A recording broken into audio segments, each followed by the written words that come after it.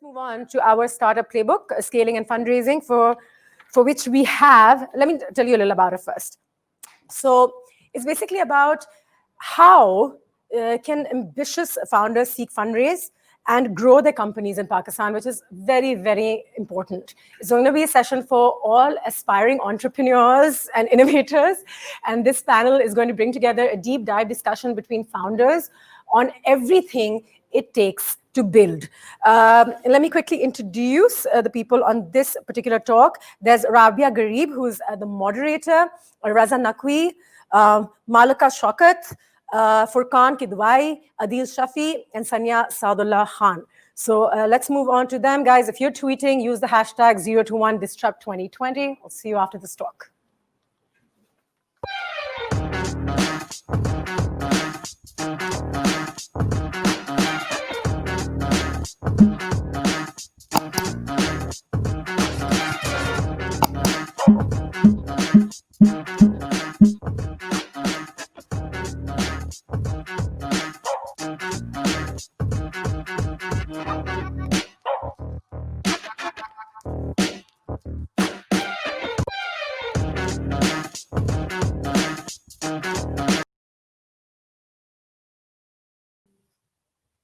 There we go. Hi.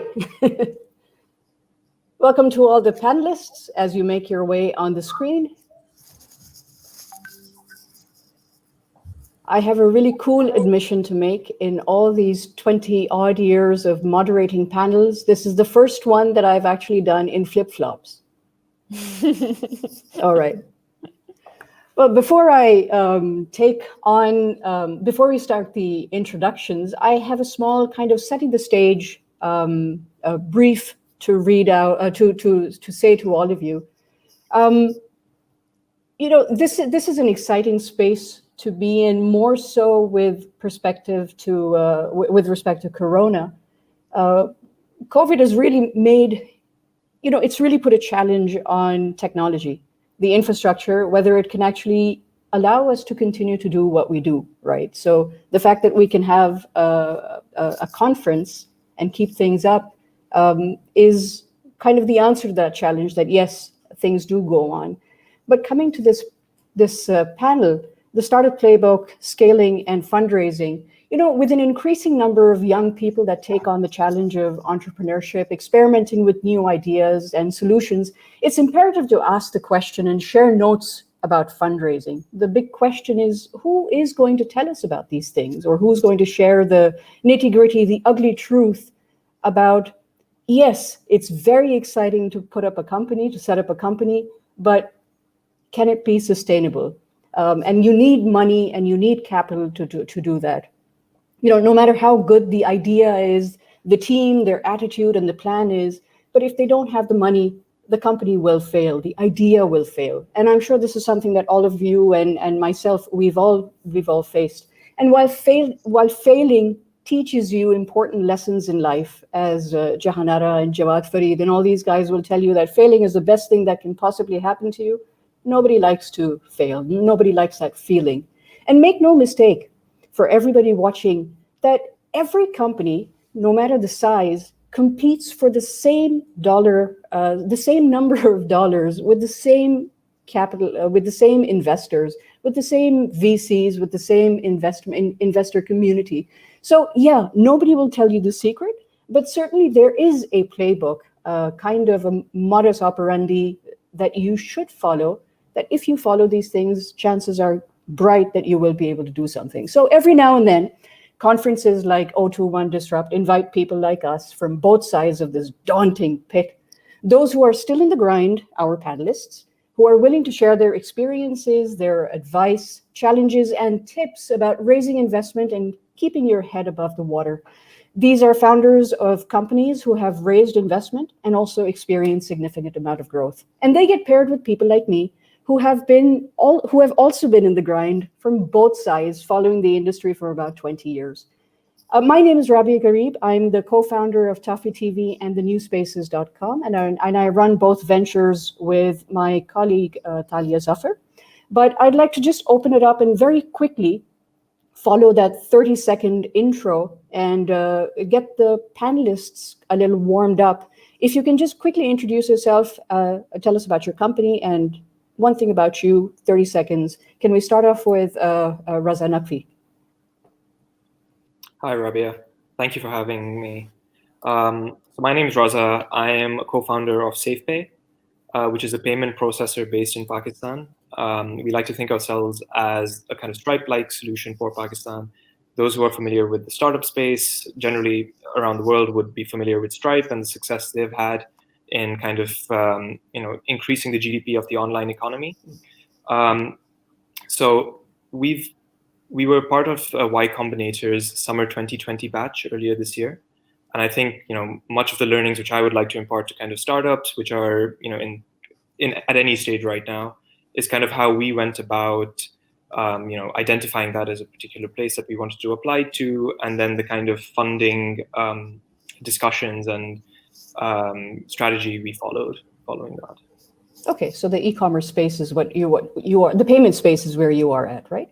Exactly. Okay, let's move on to Mahlaqa Shaukat. Hi. Hi, Rabia. So I'm Mahlaqa Shaukat. I'm one of the co-founders of AimFit. I'm also the CEO. So AimFit is a fitness platform with a mission to make 110 million women in Pakistan the fittest in the world. And we offer fitness and nutrition services both online and through our physical experience centers, which are spread out across Pakistan. You asked for one thing about me. I'm a mom of two, and my daughter is 7 months old yesterday, actually. Happy so birthday. It's quite it's 7 months, so not a year old yet. But happy month day. Happy month day. And yeah, I think, fitness is a true passion for Noor and myself, both the co-founders and all of our entire team. We're actually, we look at fitness as a tool that empowers women. So I think the underlying journey here is to really help women in Pakistan find that confidence. And doing this as mothers, which my sister Noor also is, we want to also create an organization that enables that to happen, because we feel that actually in this space, the way we work today is not structured for how women, or especially mothers, can successfully work. Right. If we were a bunch of guys just hanging around, the next obvious question would have been, how much can you bench? So how much can you bench?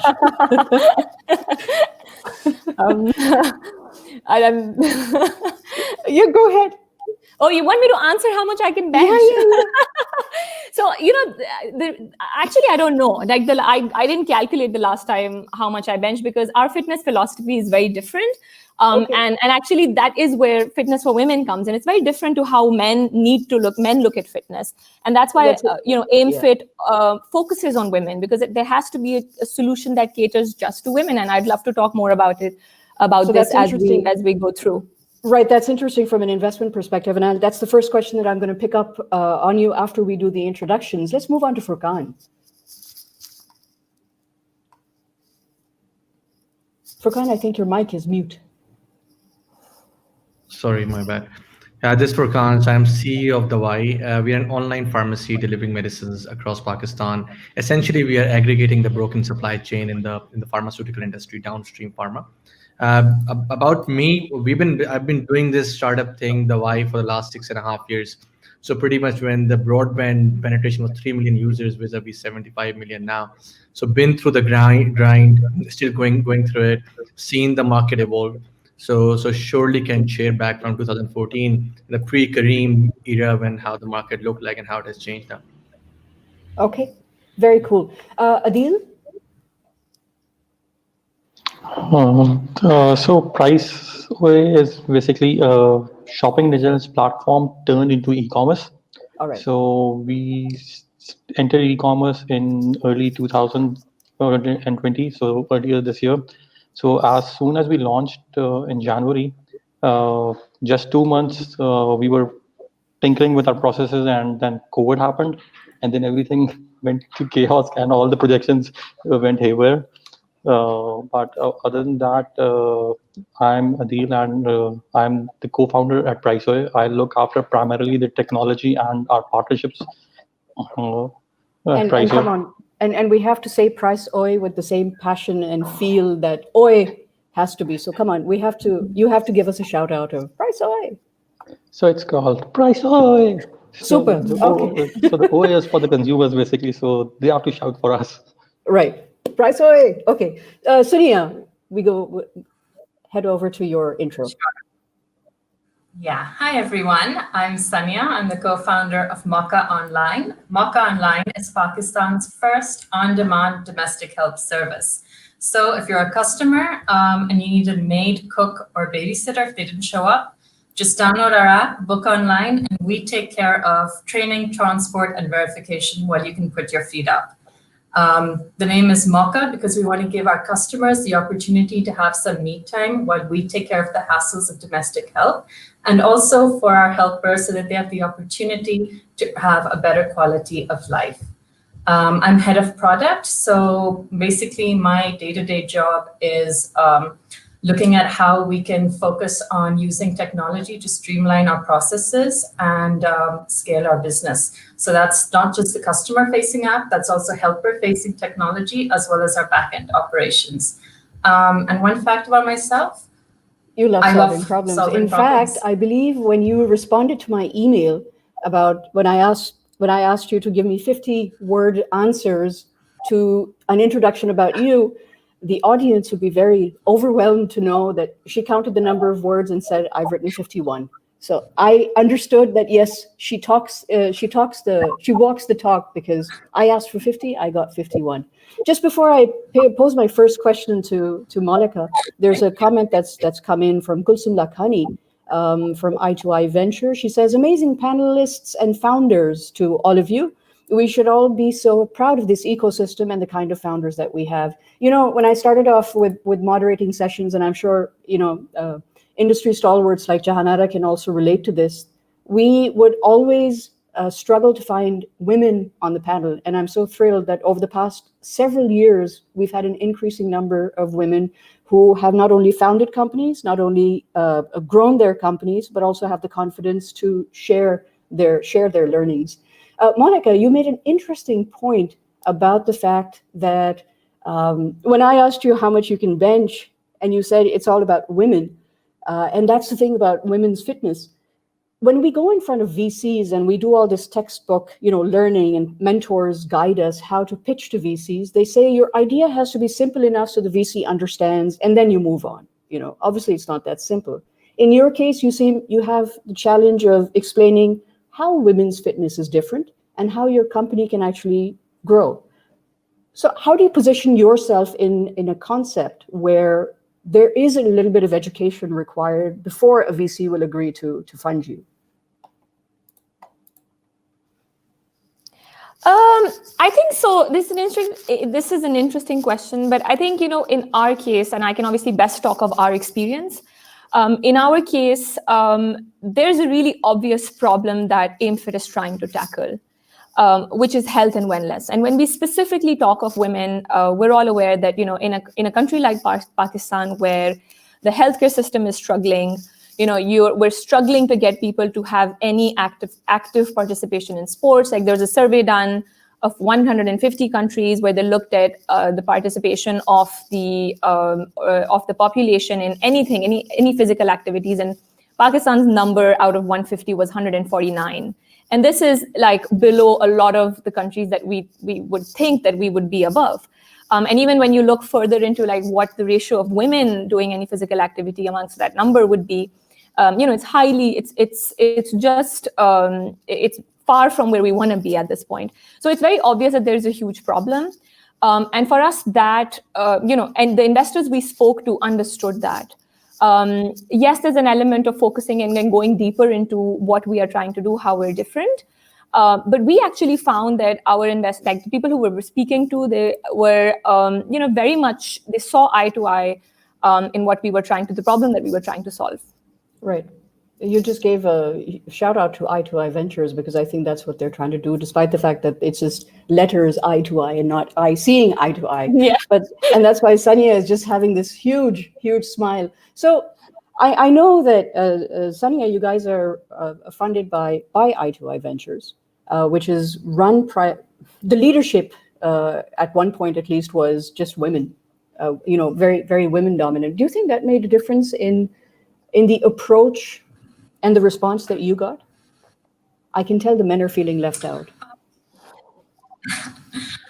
Well, we actually were part of I2I's accelerator program 2 years ago. That's where we launched Moca. So we've known Kulsum for some time before, and she's really just watched us grow. I think what's really helped us with Kulsum and Mispa both in the whole process was just how inclusive they were and how mindful they were of approaching certain subjects, whether it was with our targets, whether it was during contracts and negotiations. It was very inclusive. It was, hey guys, this is where we're coming from. This is where you're coming from. Let's just sit and have a discussion, whether it's over term sheets or anything like that. And I think that just really helped. So I'm not sure if that's their personalities or whether it is the female factor.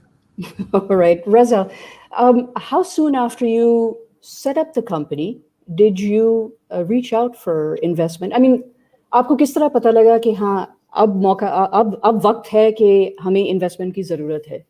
आपकी thinking क्या थी? Great question. So Safepay in its form kind of started off in May of 2019. And that was kind of when we launched the first MVP of it, more kind of business focused, kind of online payment facilitation for many of the businesses which are on this panel as well. Trying to solve the problem that businesses faced in receiving or accepting online payments from their customers. After kind of testing the market, we were refining our own initial processes also, because for my co-founders, Ziad and myself, this, we didn't really have like a sales background to begin with as well. And a lot about gaining traction and, creating hype is reaching out to potential customers, kind of, approaching the right forums. So, for example, this time last year at the Disrupt conference, like I came to the conference literally with a shirt which I'd printed myself with a Safepay logo in front, and like I'd shaved my beard and I just had a mustache, just trying to kind of be as recognizable or as different as possible. And that was kind of, so let's say that was December of 2019. I think that was really the kind of inflection point, because at the time my co-founder was also based in San Francisco. I was in Karachi. It was just the two of us. And, our core metrics were increasing month over month. And, at December, we kind of, we knew that where we wanted to take the business, and in following kind of the playbooks of similar companies in other geographies and similar geographies like in Nigeria, Indonesia, Philippines, we knew that, to actually achieve what we wanted to, there would come a point where we needed to raise funding to kind of, kit out the team with the relevant expertise, whether that be from sales to marketing to engineering as well.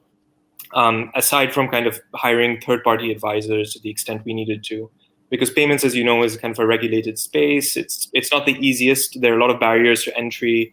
Luckily, my co-founder and I, we had the kind of skill set between us. I previously was a financial regulation lawyer based in the UK. My co-founder is a great kind of programmer. He was working in some of the top Silicon Valley companies. When COVID hit was when there was a huge spike in demand for our product. As everyone would kind of be familiar with, the initial lockdown period, a lot of businesses were forced to go online. There was this hesitation to use cash. Already there was this increasing trend to go online generally, and then COVID just kind of made that explode. And that really focused our kind of, efforts in terms of kind of raising funds as well, because we had a kind of dual track in mind. One was product development, running the business day to day, creating traction. And the other one was actually like, how do we approach, potential investors and kind of gain a kitty to kind of build on the momentum we had. So I'd say from launch till the time when we kind of, submitted our application to Y Combinator, it was around 8 to 9 months actually. And there was no guarantee that we would have gotten in, and then, the funding that kind of sets you up for would come through. But I would like to say it took, I would say around 9 to 10 months is when we realized we needed to actually raise money. Although it was completely bootstrapped until then, we were kind of dipping into our own savings and, trying to be as cost conscious as possible. Right. It's proven by the fact that you mentioned you printed your own shirt and shaved your own beard off for last year's Disrupt. So, but it's interesting. There are 2 points I want to pick up from what you say, Raza. And मैं Furquan और Adeel को भी conversation में लाना चाहूँगी. तो आप मतलब the three of you are actually in a space which the investor market is very, very tapped into the B2B and B2C marketplace also, and also the payment space, even though it's new, it's relatively easier to raise capital for it because it's something that they understand, right? Furquan, आपने किस वक्त company launch की थी या आपकी company launch कब हुई थी और आप फंडिंग के लिए किन तरह के लोगों को अप्रोच कर रहे थे? Same question for you and same for Adeel. And then we come into a little COVID experience also.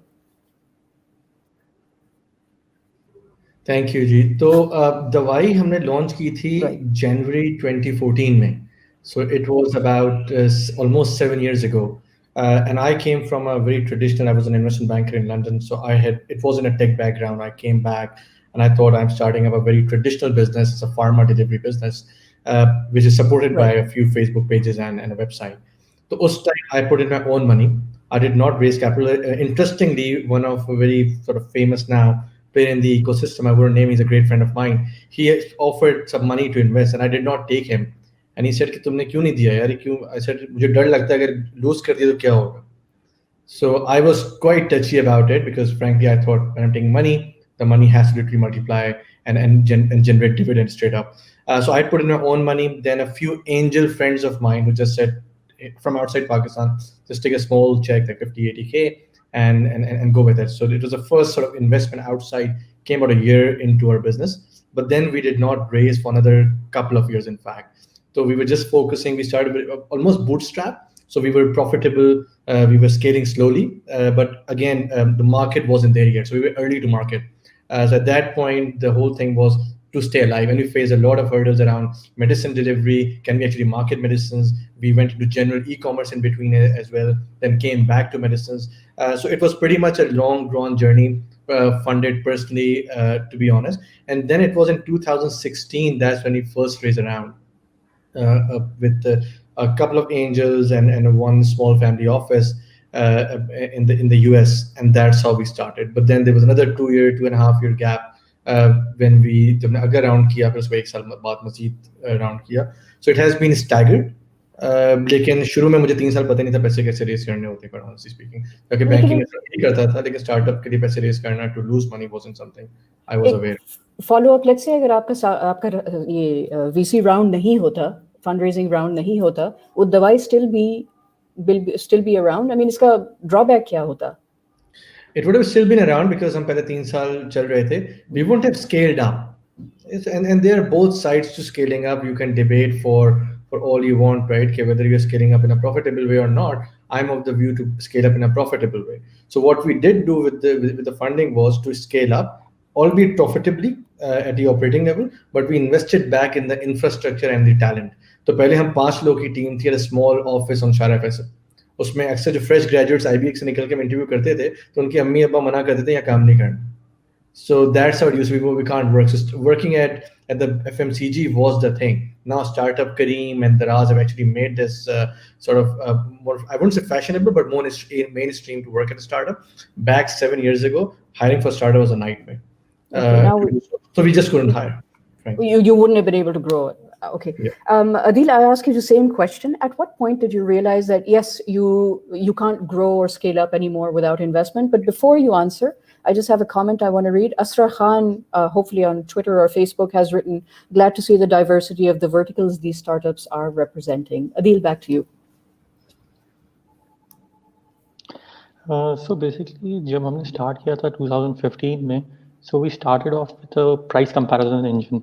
So ecommerce के अंदर जो है वो आप जो अगर उसका लैंडस्केप देखें तो उसमें टॉप पे जो है हमेशा ई-कॉमर्स मार्केट प्लेस होती है, उसके नीचे जो है वो एक शॉपिंग इंटेलिजेंस प्लेटफॉर्म होता है और उस साथ में जो है वो एक आपका एफिलिएट नेटवर्क होता है. सो सिंस वी न्यू कि हमारे पास इतने पैसे ही नहीं है to run an ecommerce player, so we started off with a thing that requires a lot less cash. So for the first 4 years, we bootstrapped it from our own money. We concentrated on building a brand which consumers loves. कि consumers क्या problem समझो और उनको address करो rather than just उनको चीज़ें बेचो.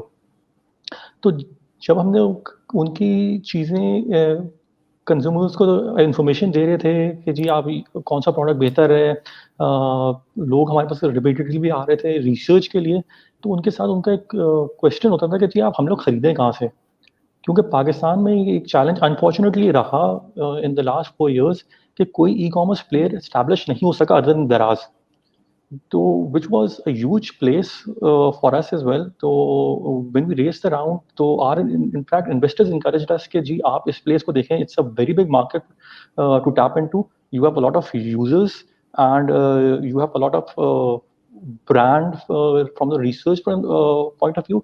तो आप उसको आगे एक natural progression है उसकी, आप ऊपर लेकर जाएं कि e-commerce में enter हो, and that is why we entered into e-commerce. Right. So. Okay, and okay, so that's where it is. There's a question that's come in. Ms. Naqvi writes a question for the panel. What is the biggest scaling challenge each of them face, given where they stand today? So based on where you are today, आपका इस वक्त सबसे बड़ा scaling up का challenge क्या है? Let's start with Mahlaqa. So, I would say for Infit, right now it's hiring really good talent.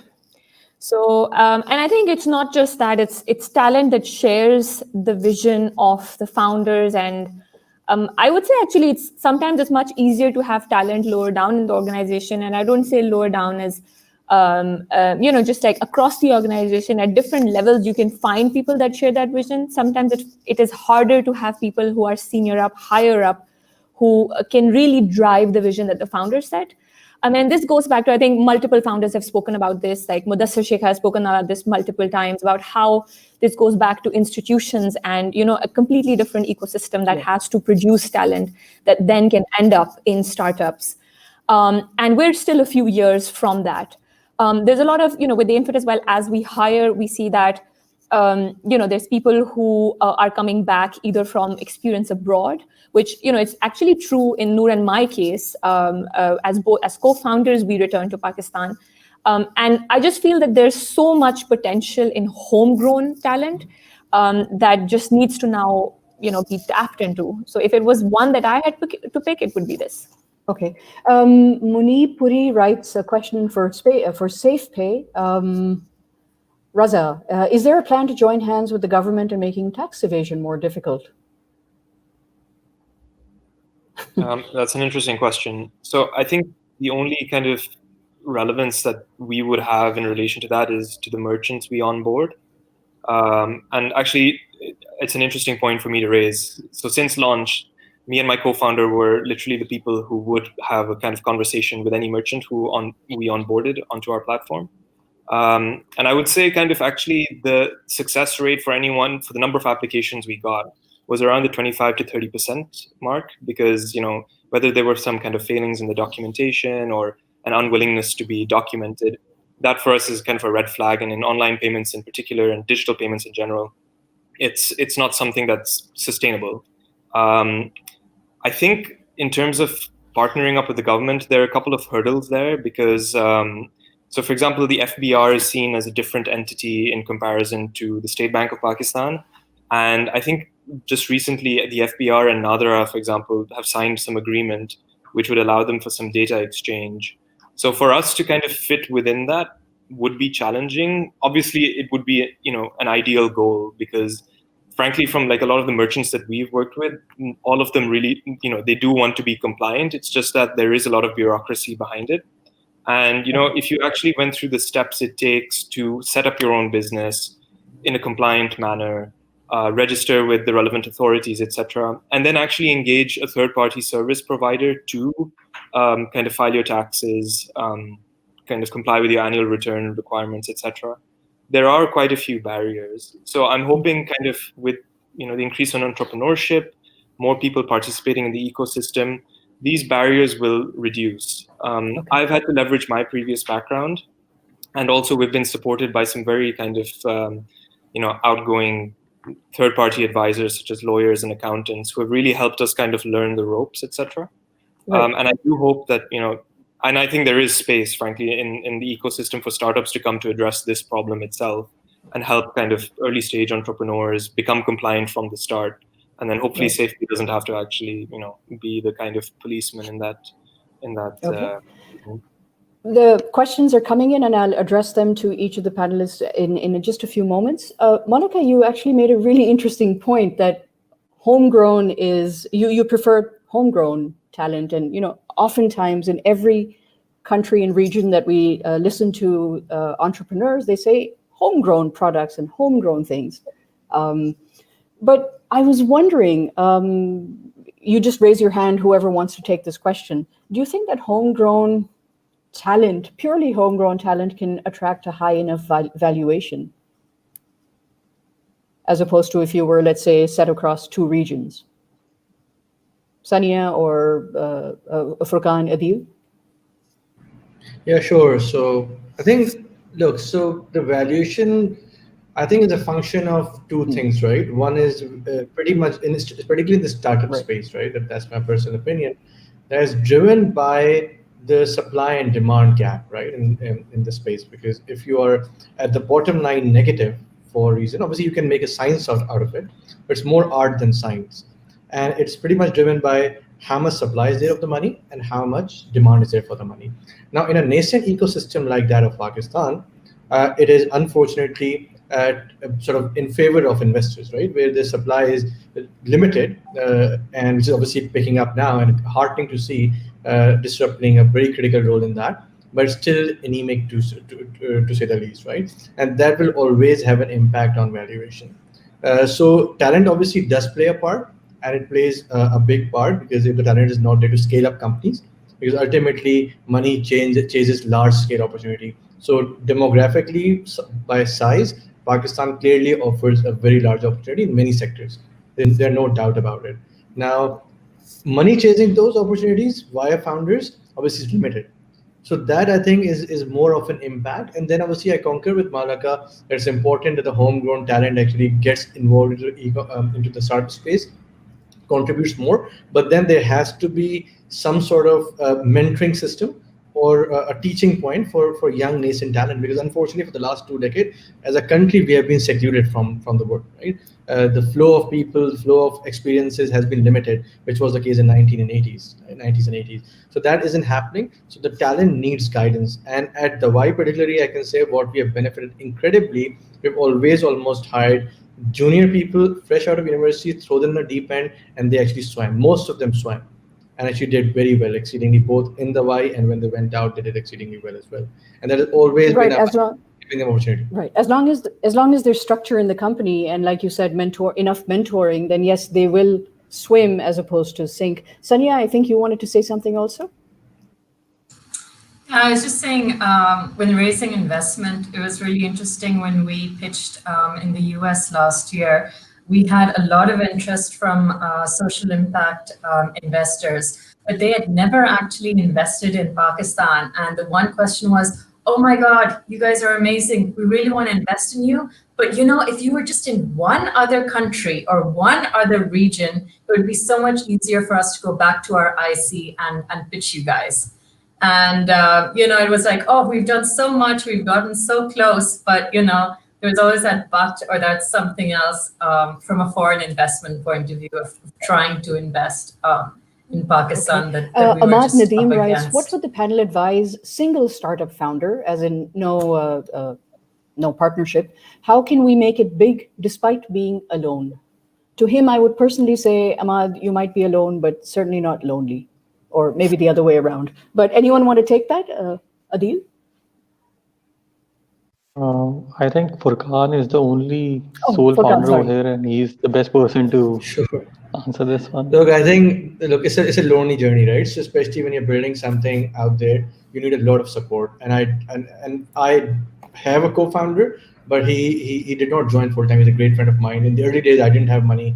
He needed salary to be paid out, frankly speaking. So he's always been there, but obviously building something out from startup, I've been alone. What did help me was, frankly, perseverance. You got to just fight yourself out. That's one critical thing in the startup space. Obviously, having a co-founder to share your griefs and worries and insecurities do help. But then I think you just fight it out. But more importantly, having the talent. Right? So once you have the talent in-house and they're incentivized enough, not just money-wise, but also to stay and take on the upside, I think that adds a lot to it. So we have always been very, very sort of clear about this thing that everyone in the company has equity, and that has led me to in the space where I never felt alone, to be honest, right? So that is one critical element I would advise. But surely, being a sole co-founder shouldn't be deterrent, and it hasn't been deterrent for us. Okay, there we go. Ahmad, you have a lot of empathy from all of us, including Furquan. Mahlaqa, you co-founded AimFit with your sister, correct? Yes. Yeah. Okay. So the big companies in the past, I think 3 or 5 years, including Zameen, Oladoc, all of them actually, the ones that have been able to raise large amounts of funding, have actually been companies that have kind of kept it in the family. Do you think there's a secret sauce or does does investment prefer that the co-founders are related to each other? Do you think there's something there? I think that it's key, Rabia, that investors see co-founders get along, right? And actually, that is a question which, in fact, if somebody is related, it could also go south, right? Because there is just no end. But I think at the end of the day, what investors judge is the dynamic between co-founders, and it is how well they, how well they support each other, right? If the strengths are complementary. And honestly, the question that we were addressing, I would say having a co-founder that would be my genuine advice to anybody who's setting out on a journey and is alone, which would be to find a co-founder. And this is the Y Combinator mantra, right? Where 2 co-founders are always better than 1 and 3 are frequently better than 2. But yeah, I don't think that, I think that as long as co-founders get along, there's alignment behind the mission, and there are, the strengths are complementary, it works. Adeel, there's a question that's coming for you. It's I suspect the answer is going to be very long, but if you can just give a really concise answer. Moiz Adamji writes, how were you getting data from the websites that you were comparing prices for, showing prices from Telemart, Symbios, Daraz? Is it legal to scrape and show data, or do you first ask the company to scrap and then show the data on your website? Just a yes and no would also suffice. Yeah, it's absolutely legal to scrape publicly available information. So that information is publicly available. And then going one step further, we also had agreements with all the players that we were partnering with, and they explicitly gave us permission to do that. Good. Suniya, I want to pose this question to you. Hadia Paracha writes, can you talk about the dynamics? Are they different for sole founders that are women? Investors' trust is higher when the founders are 2 women, or the man in the equation is their husband or family. Is that true? So I was actually laughing when Mahlaqa was speaking because my co-founder is my husband. There we go. A lot of dynamics over there. I think I'm not sure whether investor trust is higher. They definitely look at the dynamics, and I think in our case, we actually had a lot more questions from investors or potential investors, because it's like, wait, you guys are married to each other, you have a kid. How are you guys dividing the work? Who is actually, are you able to put in the hours if something goes wrong? Do you have a founder's agreement? And, the answer to everything was, yes, we have thought about this. We have a founder's agreement. This is how we've divided the work. This is how we make up the hours and everything. I think in some cases with a few potential investors, we might have actually had to prove ourselves even more. And I remember having a 3-hour conversation with a potential investor who at the end of it went, oh, okay, so how do you guys know each other? And we're like, we're married to each other. And he had no idea. He's like, really, you guys, there was, you guys were so professional. There was, you kept the professional and the personal completely separate. And we were like, yeah, okay. Okay. Raza, I quickly want to ask you, do you think Pakistan is an investor-friendly country? Interesting question. Yeah, so we've had some interesting kind of issues to grapple with, kind of receiving funds outside Pakistan and trying to bring them in. I think many of the things I mentioned in my earlier point as to, there being barriers, at least, especially for kind of early stage entrepreneurs, you don't really want to shell out that much on kind of good legal advice, and although you should, but, you're usually kind of budget constrained behind that good legal and accounting advice. I think obviously the trends are improving. I think if you look at any of the kind of metrics over the last 12 to 18 months, startups are having a kind of bumper period for raises, certainly more than in the last let's say 10 years. So I do think there's increasing interest from abroad, and I think the kind of structures and bureaucracy that's over here has to respond to that. So yeah, I mean, in short, I would say that Pakistan is kind of increasing in its investor friendliness. Obviously, that's looking at it from a kind of foreign money coming in perspective. Domestically, I don't think it's ever actually been a problem, except for the valid points that Furquan has mentioned. There's a lot of kind of power asymmetry between investor and the company and the entrepreneur, and I think that has not played in the favor of entrepreneurs and has actually kind of impacted the ecosystem developing. And hopefully, with the influx of kind of more established investors, the ecosystem has a real chance to kind of gain momentum and increase in scope. Perhaps what my observation reading all of your profiles and also having the opportunity to talk to you now is you're all very well networked. You are you have a strong sense of agency and a strong sense of vision as to where your company is going. लेकिन अगर हम एक step नीचे जाएं जहां हम कहते हैं कि भाई homegrown companies are solving local problems, वो लोग जिनके पास बाहर बैरून मुल्क जाने का मौका नहीं है, वो options नहीं है, they don't have perhaps the perfect English or to communicate their ideas, but their Urdu is superior. How do they actually raise capital? Furquan, Mahlaqa, Suniya, anyone? जी देखिए, आई थिंक जितने इन्वेस्टर्स, ज़्यादातर investors, अब how the ecosystem is evolving, ज़्यादातर investors Pakistani हैं, right? Even if they have return from Pakistan from abroad, Pakistani तो उर्दू सब समझते हैं. So I think this complex around English नहीं बोलना shouldn't be that much of an issue for honestly speaking. And for an entrepreneur, you're always crossing hurdles. You have to be a hustler. तो वो चीज़ें you have to get around the limitations. अगर आपके पास capital की limitation है तो आप hustle करते हैं, कहीं से लेकर आते हैं. अगर टैलेंट की लिमिटेशन है तो आप हसल करते हैं. तो you have to struggle. That's why building a company for longevity is not the easiest thing in the world. It may sound easy from outside, but I think it's one of the tests which an entrepreneur has to actually get by. So I think bahar se aana, I don't think that's in any way an indication of success or whatnot. I think what you said about us is a matter of hustling around. We're always hustling to get to the next stage. So I think that's the key, I would say. Suniya? Yeah, I think I'd just like to add to that. When we started Moca, we had no experience as entrepreneurs. We had very safe corporate jobs right before that. But we were part of the I2I Accelerator, and we were also part of NIC Islamabad. And I'm going to give a big shout out to both of them because they actually helped us. The curriculum, the things that they had really helped us understand what storytelling is about, what investors actually want, how to speak to investors, what is the due diligence process, and so many other things. And that really, really helped us.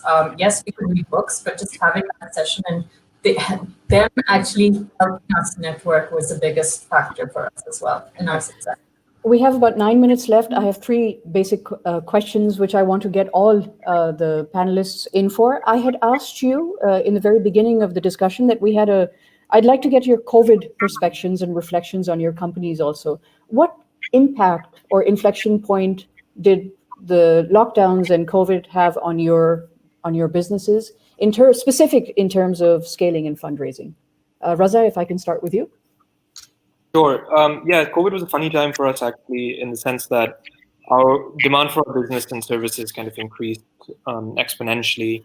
And it kind of, I think that gave us a lot of leverage also to the application we made to the accelerator Y Combinator. In terms of, yeah, I mean, the only thing I really have to say about that is just there was kind of an increase in interest, and that trend was like across everywhere in the world and across most industries also, like digital focused businesses which were lean, had kind of slim costs. They were given a lot of more emphasis from investors compared to your kind of traditional bricks and mortar stores, etc.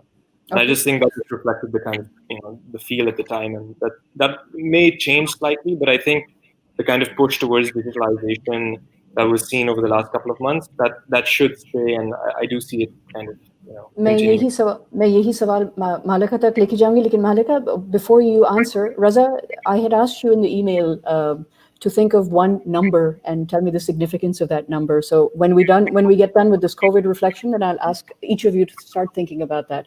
Mahlaqa? So COVID for us, also Rabia, so with COVID, we, ever since AIMFIT was founded, we had this vision that we want to get to 110 million women. And we knew that that's only going to happen in the digital space, right? With COVID, something that we had been putting off for years happened in 2 days. It was a real litmus test for most companies. We decided on day one that we're not going to let off anybody. And we're not going to do any pay cuts. And, fingers crossed we didn't. Throughout COVID, we still haven't. And then the question became, okay, so what do we need to do to survive? That coupled with our mission was the ultimate game changer for AIMFIT, where we said that, we're going to just go home with this, and we're going to do a home run, and we're going to raise money, and we're going to go all out. So I think in a nutshell, overall, I think it's been a really positive year for AIMFIT. Yeah, super. Furquan, Suniya, and then Adeel. I think एक चीज जो COVID, where obviously the frenzies around COVID has really scaled up digitization. So clearly the demand and the people getting onto the digital bandwagon has really increased. What could have happened over the next 10 months or 15 months, that happened within a few weeks, right? But I think most digital businesses, unless it's a pure and pure platform, are not dealing from the offline economy. I think which people fail to understand. तो orders तो बहुत आ गए, लोगों ने करना शुरू कर दिया, लेकिन अगर आपके warehouses बंद हैं, अगर आपके gyms बंद हैं, अगर माल नहीं आ रहा, दुनिया बंद पड़ी भी, अगर मोबाइल फोन नहीं आ रहे तो Adeel probably would be getting orders, but he won't be able to fulfill. So I think वहाँ पे there's a bit of a disconnect between how, and that's the case with us as well, with how people actually see the COVID situation. कि ठीक है demand बहुत है, लेकिन सब कुछ बंद पड़ा, अगर बंदे operations नहीं चला सक रहे तो बंदे नहीं चला पा रहे. But clearly from in terms of adoption, COVID has had a massive impact, and that has really helped from adoption perspective. लेकिन sorry, एक follow up करूँगी, ये disconnect तो ज़रूर है, लेकिन इस वक्त में a lot of companies, a lot of startups also need capital influx to keep going, because now everything is the dependency on technology. तो उस सूरत में आप supply chain अगर नहीं है तो नहीं है, लेकिन आप अपना, how do you reach out to an investor and say कि भाई आप देख ले, demand is in front of you, supply नहीं हो सकती because the infrastructure doesn't exist, right? Do you understand what I'm saying? So I think investors are not operating in a vacuum, right? So they know what's happening. That's one thing. Obviously, for a place like Pakistan, if you're actually raising money from outside, and if an investor investing for the first time in the country, virtual DD, which everyone talks about in Silicon Valley, that may not be applicable, right? For investors who want to travel and see the place in the first hand. So those have been limitations in the market, which I initially mentioned. The supply-demand ka mismatch hai. So those things actually could play against sort of a lot of startups. So that has been, I think, been the case. But generally, the influx of new VCs and local money in the ecosystem in Pakistan should really help us, right? Luckily, we had raised before that, so that wasn't much of an issue. But yeah. Right, Suniya. Yeah, so 23rd March 2020 really stood out for us. That's when the national lockdown happened for COVID. And that's when we suspended operations. As you can imagine, with COVID, nobody was meeting friends and family. So you're not going to be booking a maid or a babysitter coming to your house. We could see that slow decline happening early March, and we had already started speaking to our investors about possible next steps. When the lockdown happened, my co-founder and I sat down and we said, okay, we actually have to go towards plan B. We ended up having to let go of 2/3 of our staff. So that's our engineers and our core team. We took very aggressive pay cuts for ourselves at the team that was left. And we were suspended for 6 weeks. We aggressively started fundraising for donations and ration packs for our helpers. And Yeah, we reached out to Safepay, and a lot of people managed to make donations to us through Safepay. So thanks, Raza, for that. But more importantly, we also started using the Lean Startup Playbook and running small experiments to see what sort of services we could actually offer during COVID, during a pandemic that people want. That really helped us. When we relaunched, we started growing, not at the same rate, but we've been growing month on month, much leaner and much more mindfully, and with different services and understanding what our customers actually want during a pandemic and post-pandemic as well. All right. Adeel? So in terms of Covid हमने जो है वो दो distinct trends देखे Covid के अंदर भी। एक था जनवरी से लेकर जून तक, जिसमें आप किसी भी इन्वेस्टर्स के पास, नए इन्वेस्टर के पास जाते थे तो no one was deploying cash in new startups, क्योंकि उनका ये था पॉइंट ऑफ व्यू कि हमने अपने जो एग्जिस्टिंग पोर्टफोलियो है उनको हमने फर्स्ट प्रायोरिटी देनी है कि उनको कहीं और से कैश नहीं मिलेगा प्रॉबेबली, इसलिए हमने उनके लिए अपने सारे फंड्स रोक कर रख लिए हैं। But this thing dramatically changed July onwards. July onwards के बाद लोगों को ये एहसास हो गया कि अब जो फंड्स वो लोग दूसरी जगहों पे डाल रहे थे वो अब प्राइमरीली ई कॉमर्स के ऊपर आ रहे हैं, क्योंकि ई कॉमर्स के ऊपर जो है वो अडॉप्शन बहुत ज़्यादा है लोगों की, एंड जो अगले 5 साल की प्रोजेक्शंस थी वो आज अचीव ऑलरेडी हो चुकी हैं of the most of the companies. तो all the big brands have started to jump in, और उससे जो है वो इन्वेस्टर्स कॉन्फिडेंस भी बहुत बड़ा है, क्योंकि अब ऑल ऑफ अ सडन जो है वो यूनिट इकोनॉमिक्स वाइज चीज़ें बहुत बेहतर हुई हैं स्केल आने की वजह से। तो उस हाथ से जुलाई के बाद चीज़ें काफ़ी बेहतर हो गई हैं in terms of investment. Okay, so we have like 1 minute officially, but I've asked for another 2 minutes. And so we're quickly going to go to each one of you. Give me a number that is significant to you, and then let's wrap up this this session. So we'll start off with Raza. Sure, 13. That was the number of Zoom calls that we had with potential investors over the course of 2 months before we actually were able to close our first very kind of minuscule check. All right, I'm going to go to Furquan. Big relief for us. I think दो number अगर मैं कह सकूं, because I had to really think hard when you asked this question. एक 200 million, because I always thought 200 million Pakistan में रहते हैं, अब लोग बहुत सारी डिमांड होगी, that's why I started the thing. So that's one thing. दूसरा number 10 for my love for Maradona. I think that's otherwise कोई और number नहीं. All right, very super. Mahlaqa? For me, it would be 4. That's the number of interactions that we say that people need to have with AimFit to fall in love. Super. Well, I've had one interaction. I've already fallen in love with it. So you might want to reduce that number. Adeel? So in our case, it's 15. So we believe you should have 15 months of runway for your startup before you do anything. आप उसको bootstrap करें या raise करें, at least you should have 15 months of runway to be safe. All right, and Suniya? Penta 1. So our team came up with 11,111, which is the number of hours we wanted to serve in a single month. And it wasn't something the co-founders came up with. The entire team came up with it.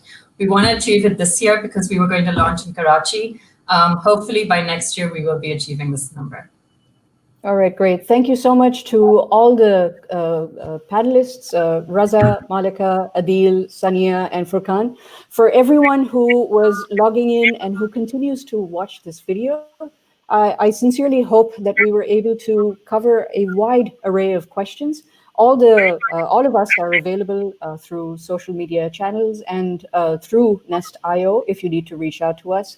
It was a pleasure conducting the panel. A great shout out to all the entire team at Nest.io for allowing us to have this great opportunity to conduct a panel discussion. Thank you very much. Allah Hafiz.